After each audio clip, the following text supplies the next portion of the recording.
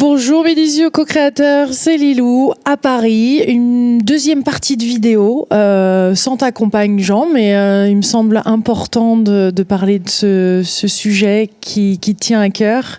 Et tu as écrit plein de livres sur le sujet du Ho'oponopono, qui était d'ailleurs le sujet de cette dernière interview. Mais tu es aussi astrologue, c'est ça ? Oui.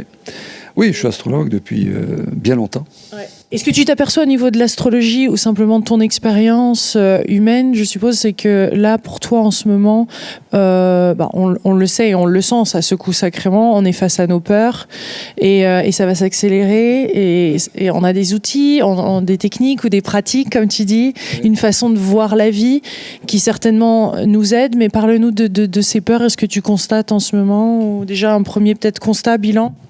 Mais déjà, sur le plan astrologique, il s'est passé des choses tout à fait extraordinaires depuis 3 ou 4 ans. Des choses assez remarquables sur un plan astronomique et astrologique. Et qui, je ne vais pas rentrer dans les détails, mais c'est une période, ça a été une période, ces 3 ou 4 dernières années, période charnière, quoi. L'humanité n'a jamais connu ça. Et c'est un petit peu comme si le terrain se préparait pour ce changement de paradigme, changement à tous les niveaux, quoi. Hein. Et la Terre aussi est en train de changer. Alors, il y a cette notion de dimension. La Terre est en train de passer, elle est déjà passée dans la 4e dimension. Nous sommes encore dans la 3e, nous sommes en train de passer, là. Hein. Et pour rester au même plan vibratoire que la Terre, il nous faut passer dans cette 4e dimension. Et pour ça, il faut abandonner nos peurs. Il y a une métaphore que j'aime bien raconter, c'est, imaginons un train qui roule à 15 à l'heure, tout le monde peut courir à 15 à l'heure et monter sur le train. Mais là, le train accélère un peu. Il est à 20 à l'heure. À 20 à l'heure, il y en a beaucoup qui peuvent courir. Mais s'il va à 22 à l'heure, eh bien, il faut s'alléger au maximum. Et s'il va à 25 à l'heure, ben là, il faut vraiment s'alléger pour courir vite et monter dans le train. Sinon, on va rester sur le quai. Et s'alléger, c'est quoi ? Ben, c'est alléger de nos peurs. Il faut vraiment s'alléger de nos peurs. Mais c'est des bagages, ça, qu'on transporte. C'est des bagages. Toutes nos croyances, les mémoires, il faut s'en alléger, s'alléger, s'alléger. Et en s'allégeant, on va pouvoir monter sur le train et rester là, au même taux vibratoire que la Terre. J'aime bien cette métaphore. Je l'ai trouvée comme ça, elle m'amuse et je trouve qu'elle est assez parlante. Ouais. Et donc, c'est important de s'alléger de ses peurs. Ouais. Alors, comment faire ? Oui, c'est ça, on commence par où ? Parce que des fois, on est, quand il y a des pertes d'emploi, ou quand on se retrouve sans argent, ou qu'il y a une maladie, là, c'est vraiment les panic attacks. On dit, on a l'impression de suffoquer, qu'on va même mourir. Hein. Et puis même, il y a aussi des vies qui décident de ne pas continuer. Il y a des vies qui décident de ne pas continuer parce que il y a cette notion-là, on n'en parle pas beaucoup, mais cette notion de dimension. Des gens sont bien ancrés dans la 3e dimension, eh bien, ils vont décider de partir et puis aller dans un endroit où ils pourront continuer de vivre la 3e dimension et continuer d'expérimenter la 3e dimension. On a besoin de le faire, c'est pas grave. Rien n'est grave. On se retrouvera un jour. Mais puisque nous sommes là, eh bien, peut-être que nous sommes déjà dans la 4e, mais peut-être que déjà nous sommes en train de passer dans la 5e. La 4e est qu'une étape pour aller dans la 5e dimension. S'il y avait un mot sur ces différentes dimensions, ce serait quoi, la 3e matérielle ? La 3e dimension, c'est la matière. Hein, c'est dominé par l'ego, le mental, hein, tout ce qui est la nature du raisonnement, etc. La 5e, là, on va passer du côté du cœur. Un cerveau gauche va passer au cerveau droit. Hein, c'est ça. Et c'est ce changement qui est difficile parce que tout ce qui est de la nature du cerveau gauche s'accroche encore à ses prérogatives. Et la 4e, c'est quoi alors ? C'est une période transitoire.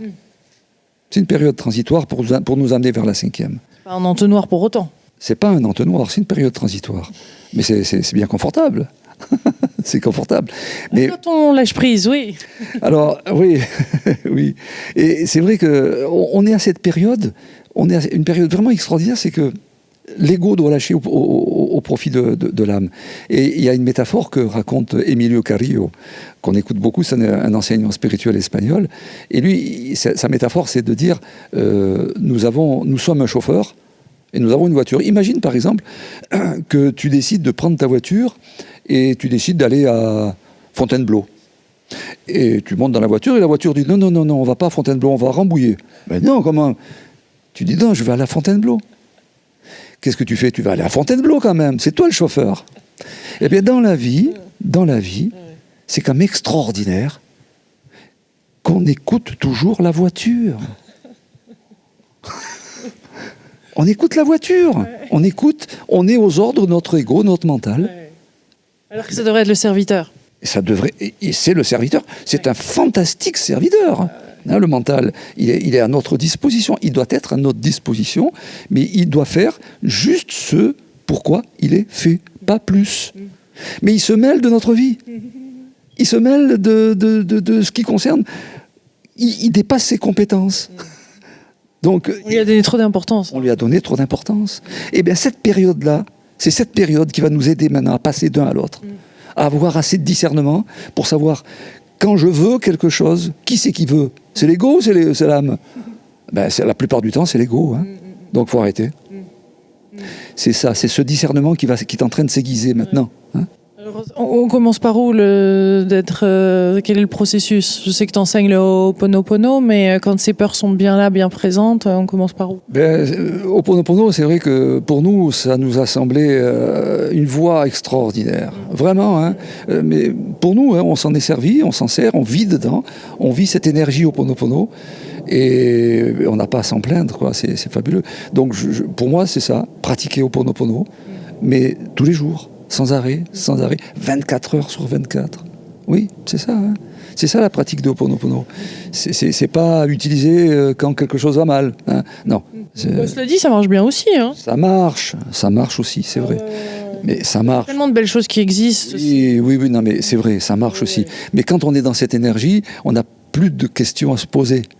D'ailleurs, qui c'est qui pose la question? C'est toujours le mental. Hein.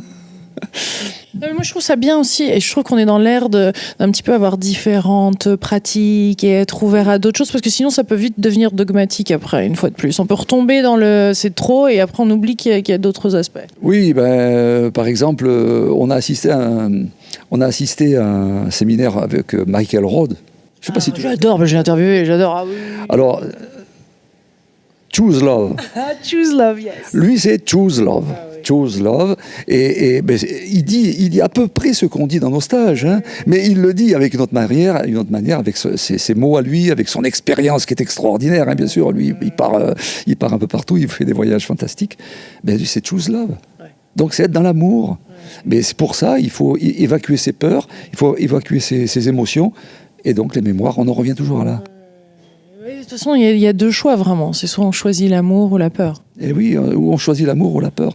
Alors il y a une histoire que je raconte bien dans les stages, c'est l'histoire du Bouddha d'or. Le Bouddha d'or. Là, il s'adresse, il regarde Marie-Élisa qui est là, sa compagne. Un bébé, mon amour. C'est comme si elle était là. L'autre interview, on avait Marie-Élisa qui était là, mais là, c'est... Oui. C'est génial, tous les deux. C'est chouette une petite parenthèse, c'est chouette de travailler en duo. Oui, c'est vrai, on travaille en duo, on fait tout ensemble. Et le Bouddha d'or, je vais la raccourcir l'histoire, mais il a été découvert un Bouddha en terre. Et quand on a creusé, on a enlevé toutes ces couches qu'il y avait là. Il est apparu un Bouddha en or massif de 5 tonnes. Eh bien, c'est ça nos mémoires. Il faut creuser, les enlever. On a toute la vie pour ça, c'est pas grave. Mais au fur et à mesure, quand on a commencé ce travail, on ne s'en lasse plus. Et on se sent de plus en plus léger.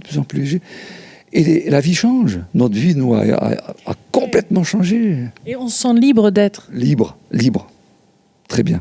D'ailleurs, je participe au Sommet de la Liberté. J'interviens le 2. J'ai une conférence parce que c'est un sommet sur Internet, tu sais. Ça peut-être déjà passé quand cette vidéo sera... Oui, bien sûr. Je suis sûr qu'il y a plein d'autres événements, vous avez ça sur votre site, c'est listé. Oui, sur notre site, on a notre calendrier. Oui, voilà. Donc la liberté, bien sûr. Ouais. Être libre. Et c'est ça, être libre. Mais être libre d'être, on est d'accord, d'agir, de penser. Libéré de nos peurs. Oui. Être libre, c'est être libéré de nos croyances qui nous emprisonnent, qui nous limitent, qui nous contraignent. Là.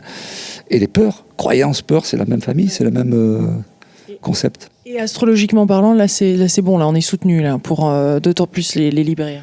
Oui, astrologiquement parlant, le gros a été fait, mais c'est une préparation au monde qui se prépare. Ouais. Voilà, maintenant, je ne vais pas vous dire ce qui va se passer, mais Dessus. Non, mais il va se passer ce qui se passe. Madame Yorma, dites-nous tout. Non, mais c'est les 3 dernières années, il y a eu des aspects très remarquables sur un plan astronomique et astrologique, et tout s'est joué là. Donc tout s'est mis en place là. Maintenant, on n'a plus qu'à être individuellement. Plus qu'à. Non, mais on n'a plus qu'à être dans l'amour et se dépouiller de nos peurs, et c'est tout. Et laisser faire, et vivre. Voilà, pas plus.